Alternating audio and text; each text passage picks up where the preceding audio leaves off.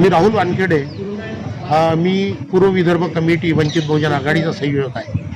काय झालं की ओबीसीच्या आरक्षणाचा मुद्दा हे टोलवाटोलवीचा एक प्रकार झाला आहे महाविकास आघाडी आणि भाजपामध्ये. 2021 हे जनगणनेचं वर्ष आहे. या जनगणनेच्या वर्षामध्ये या देशाचे गृहराज्यमंत्री नित्यानंदजी रॉय यांनी संसदेत सांगितलं की आम्ही जातवार जनगणना करणार नाही, ओबीसीची जनगणना करणार नाही. म्हणजे बीजेपीचं सरळ आहे की आम्ही जातवार जनगणनेचा विरोध आहे आणि काँग्रेसने आजपर्यंत जातवार जनगणना केलेली नाही. आता आपल्याजवळ जो डाटा आहे तो 2011चा डाटा आहे आणि 2011चा डाटा हा देखील जातवार जनगणनेचा डाटा नाही.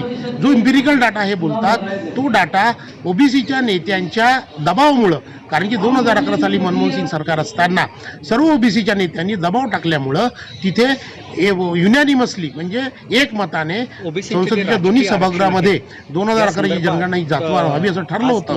परंतु जे त्यावेळेचे गृहमंत्री जे होते चिदंबरम, आणि हे सर्व डाटा जो बनवला जातो हो गृहमंत्र्याच्या अंदर बनवला जातो, तर त्यांनी अशा पद्धतीची कलाटणी घेतली आणि मीडियाला हाताशी धरून तो डाटा, ती जनगणना ही जातवार केली नाही. परंतु ते न केल्यामुळं जरी युनॅनिमसली ठरलं तरी केली नाही. त्याच्यामुळं पुन्हा जेव्हा ओबीसी नेते खवळले तर त्यांना शांत करण्यासाठी त्यांनी एक डाटा तयार करण्याचं ठरवलं.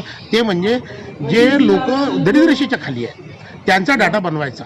तर तो डाटा बनवत असताना त्यांनी जात हा कॉलम टाकला आणि त्याच्यासाठी 5,000 कोटी रुपये खर्च केले आणि तो 11 ते 15 पर्यंत तो सतत डाटा बनत होता. एनजीओ तो बनवला, त्याला कुठलाही लिगल आधार नाही, कोणताही कायद्याचा आधार नाही आणि तो सबमिट केला.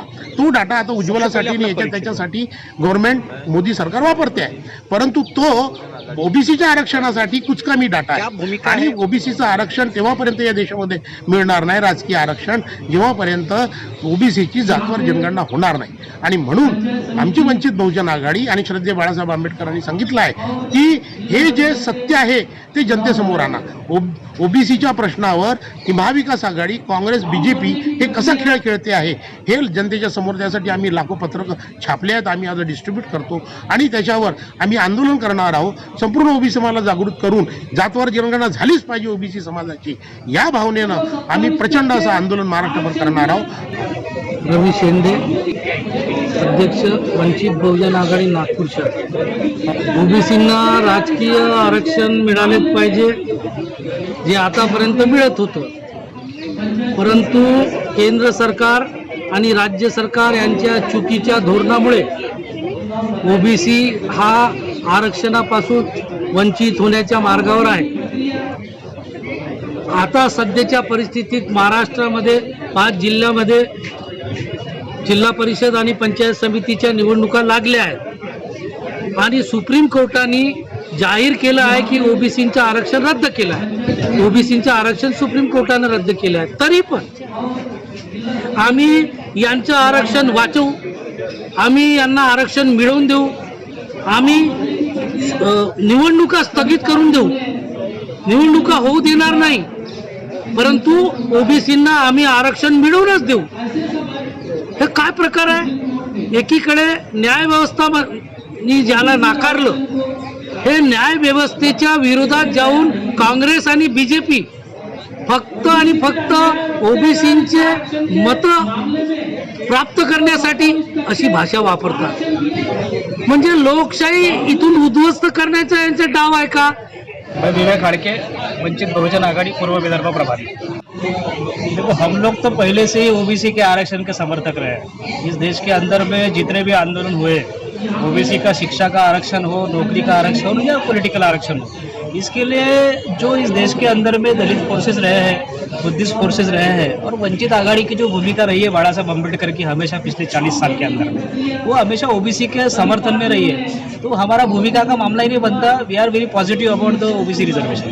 मैं प्रफुल्ल मानके, वंचित बहुजन आघाड़ी पूर्व विदर्भ संयोजक। तक ये हम लोग सब जानते हैं कि डॉक्टर बाबा साहब अम्बेडकर ने संविधान लिखा और संविधान अमल में आने के बाद 1950 में बाबा साहब अम्बेडकर ने रिजर्वेशन की संकल्पना ये संविधान के माध्यम से ओबीसी समाज को रखी थी। लेकिन ओबीसी का रिजर्वेशन देने के लिए लगभग 40 साल गवर्नमेंट को आज़ादी के बाद 50 से लेके 91 तक ये लगभग 40 साल ओबीसी के रिजर्वेशन के लिए गवर्नमेंट को लगे।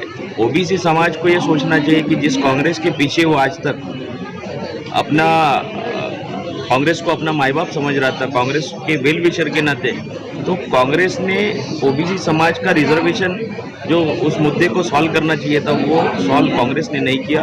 तो वीपी सिंह की गवर्नमेंट में जब ओबीसी रिजर्वेशन पास हुआ और ओबीसी रिजर्वेशन पास करने के लिए उस समय के वीपी सिंह के साथ साथ लालू यादव, मुलायम सिंह यादव, कांशीराम जी और उसके साथ साथ बाला साहब अम्बेडकर, प्रकाश अम्बेडकर साहब, इनकी महत्वपूर्ण भूमिका थी।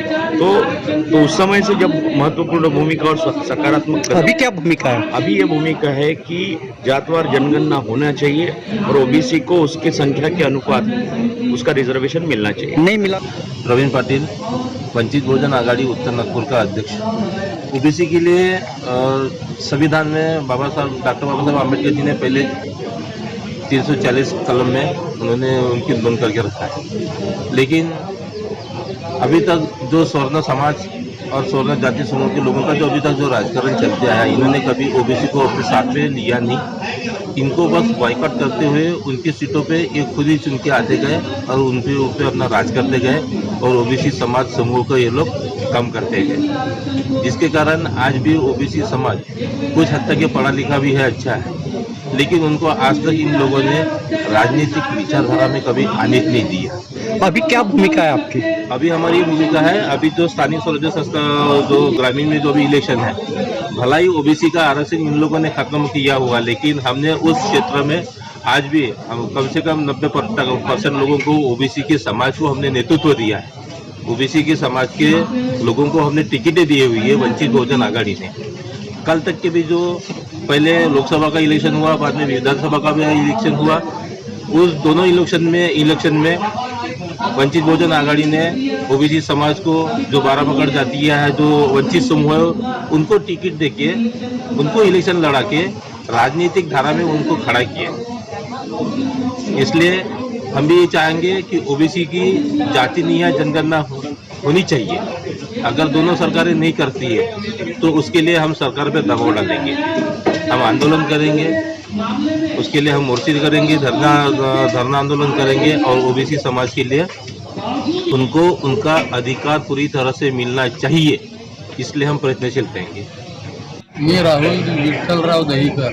बहुजन आघाडीची जी भूमिका मात्र आहे ती वेगळी भूमिका आहे आणि वंचितचे असल्या कारणाने ओबीसींना त्यांचं रितसर आरक्षण मिळावं आणि जे सुप्रीम कोर्टाने जे काही तीन रायडर लावलेले आहेत ते 3 रायडर त्यांनी सांगितल्यानुसार त्यांनी त्या हिशोबानं आपली जनगणना करायला पाहिजे आणि त्या सुप्रीम कोर्टाने राज्य सरकारला पावर दिलं आहे का हे लोक करू शकतात त्यांनी अजून काही केलेलं नाही आहे आणि वरून म्हणतात की केंद्र सरकारने म्हणजे जसं सुप्रीम कोर्टाने सांगितलं का आरक्षणाची मर्यादा ही 50% वर तुम्हाला जाता येत नाही, परंतु माझं म्हणणं हे आहे का 50% वर जाता येत नाही तर पण सुप्रीम कोर्टाने जे यांना सांगितलं होतं की तुम्हाला जी जनगणना करायची आहे जे क्वांटिफायबल डाटा जो ओबीसीचा तुम्हाला द्यायचा आहे तो क्वांटिफायबल डाटा तुम्ही आतापर्यंत म्हणजे इतके वर्ष झाले आणि इतक्या वर्षानंतरही तुम्ही क्वांटिफायबल डाटा तुम्ही सुप्रीम कोर्टाला किंवा तिथे केंद्र सरकारला सादर करू शकलात नाही तर ह्याच्यापेक्षा दुसरी नामुष्कीची गोष्ट काय.